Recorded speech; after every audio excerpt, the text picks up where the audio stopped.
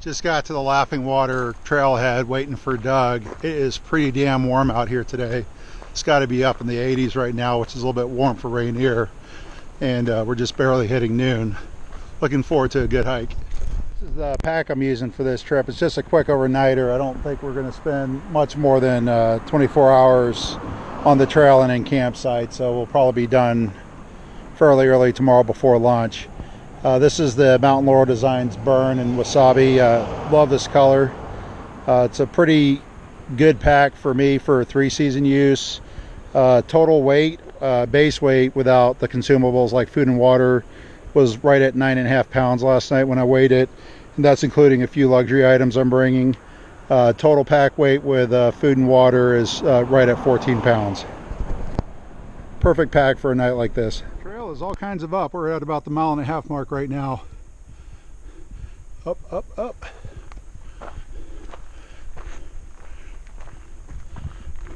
And we're just passing our first alpine lake. There's Doug.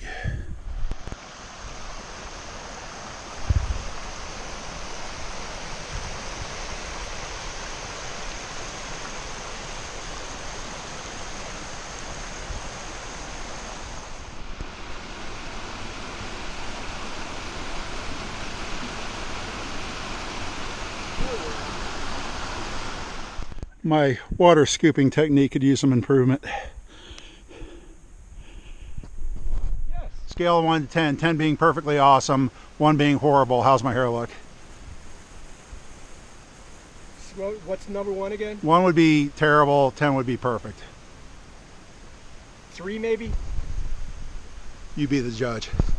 It's the end of June, which is still by Cascades, you know, for standards, it's still fairly early in the season. We're starting to see patches of snow, and in about 5.5 miles, this is the first serious blowdown we've seen, so the trail's still in pretty good shape.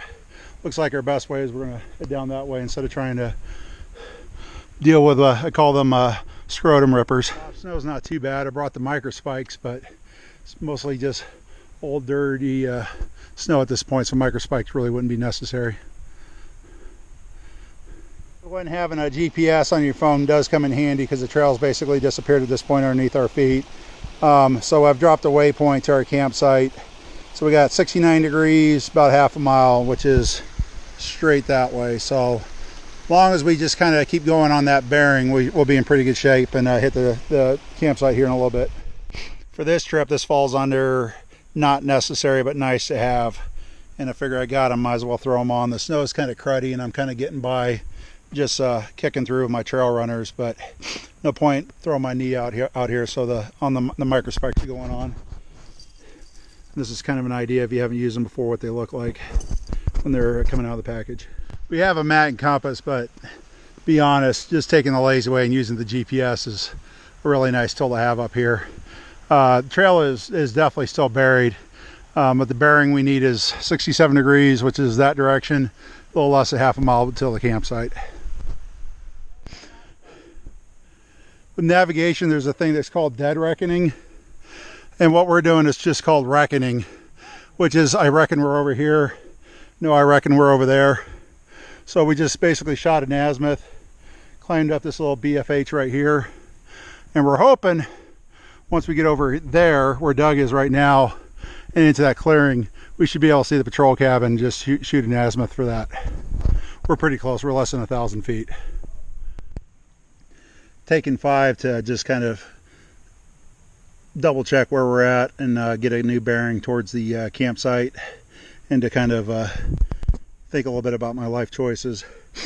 So when you're out here in the Cascades, it's foolish to not have a map and a compass with you. The GPS can do all the work, but you do need a backup plan in case the phone craps out on you, kill your battery, or you know, something. If this fails on you, you need to have a map and a compass just as a backup plan. But right now the guy at GPS is doing it all for us. And so all I did was I just dropped a waypoint at the lake, you know, selected the guide me option, and it gives you an azimuth and a distance to the lake. So we need to go, if you can read it on there, 103 degree azimuth for 902 feet. So what it looks like is it should be right once we go down there, and we think the trail is buried down there. Over that high ground right there in front of us, we should be able to see the patrol cabin. Cool. We're 84% sure we're on the trail. Phone's going to pick it up, but it sounds like we're standing over a stream. Yeah, I'd veer a little bit to the right of this. Like, I mean, you can see the low ground as you're going down. I would just stay a little bit to the right in case that collapses on us. We found the trail. Specifically, Doug found the trail. Be real careful on the edges here. Yes, real cruddy. I almost just did a bad fall.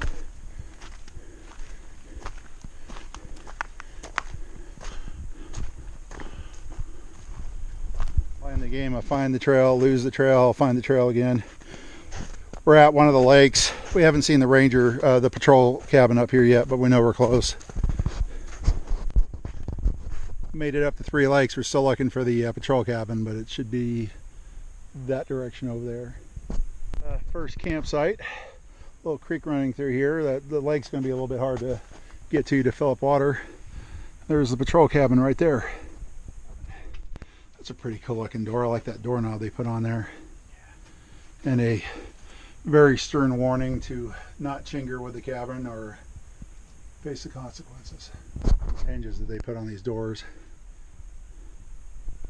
For us right now, somewhere out here is a pit toilet, and snow right here is 3-4 feet deep, so some of the pit toilets are just a box on the ground. Doug thinks the ranger might have mentioned something about there being a moon on a door, and if that's the case, then it might actually be sticking out of the snow. So right now we're on a search party to find the pit toilet so we don't have to do it in an emergency later. And that right there, that's a bear pole. In the summertime when things pick up here, when you're staying at this campsite, that's where you take your food bag to hang it up from the bears. And just kind of give you a reference, Doug just walked past it and could touch the top of it. So that kind of gives you an idea how deep the snow is right there. Crapper.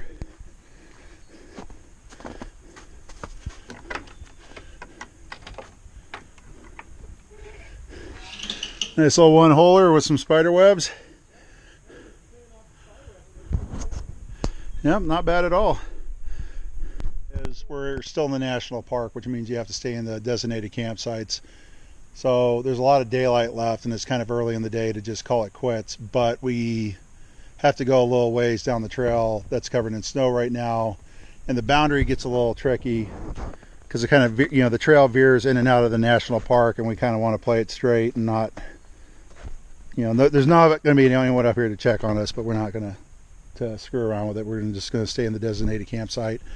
If we keep going that direction, though, we'll eventually hit the wilderness area, and at that point we can camp wherever we want. The other part of it is in the morning we want to be able to get out of here at a decent time because I got some stuff at home I need to go do. So this trip was always intended to be like a sub 24-hour, just a quick overnight trip. So as much as kind of sucks to stop hiking when there's this much daylight left, this is probably our best bet. The other option was to hike back out and then just go to a car campground like up at White Pass or at Ohanapkosh. So we've only been able to find one of the designated campsites, so we're going to just stay up here. That looks like a campsite right there, so I think this is all kind of where the national park wants us anyways. Doug's got his Z-Packs Duo-Mid, and I'm going to hang a hammock up here. Correction, Doug has a duplex. Duo-Mid is a Mountain Laurel Designs product.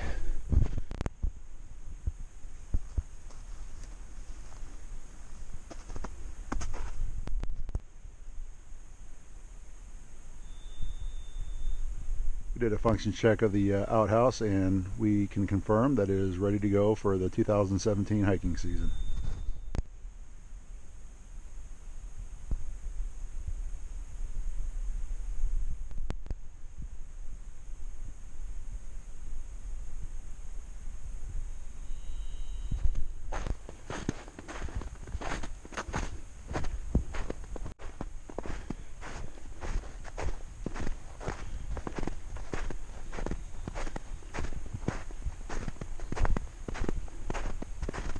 snow, we think. I'm just carrying my micro spikes in my hand for just a little bit longer till we make sure we're not going to hit the snow fields again, but I think we're done with it.